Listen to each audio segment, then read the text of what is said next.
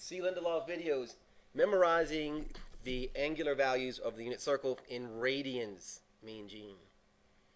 So we have our, hopefully we have a strategy here, and my strategy is just to start here, to start with these two values that I know really well, pi halves and 3 pi halves. And then if you just remember that the denominators in the top two quadrants have a specific pattern, and that's that the denominators go 3, 4, 6. And the same over here. 3, a denominator of 4, and here a denominator of 6.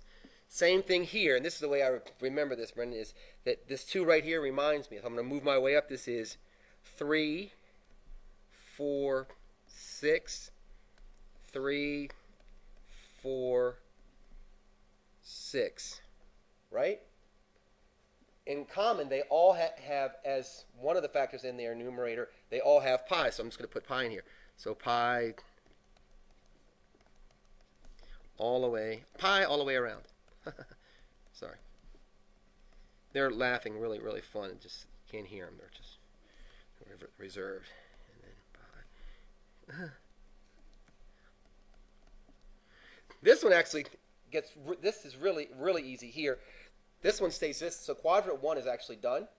Quadrant 2, if you remember in quadrant 2, what happens is that the numerator has a factor 1 lower than the denominator. So this has 3, so this is 2.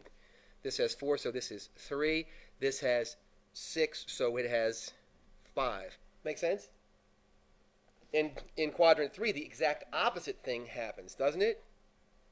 It's 1 greater than the denominator. So this has a denominator, has a numerator of 7, this of 5, this of 4. That much I think is pretty easy to memorize, isn't it? If you just look at the patterns, On this side, it's a little bit trickier, and it goes 5, 7, 11. Not as easy to memorize, but you can definitely do it. But this part right here is really simple, isn't it? Also, remember that as we go counterclockwise, values increase, don't they? And that here, Gene, this is 0, isn't it? And this is pi halves. Everywhere in here, everywhere in quadrant 1, the values are between 0 and pi halves. So it's a good way to test, isn't it? And the same thing here. Everywhere here, the values are between pi halves and pi. So you can test, Sean, to see if you have a value that's too great or too small, right? And the same thing here. All the values here are between pi and 3 pi halves. Does that make sense?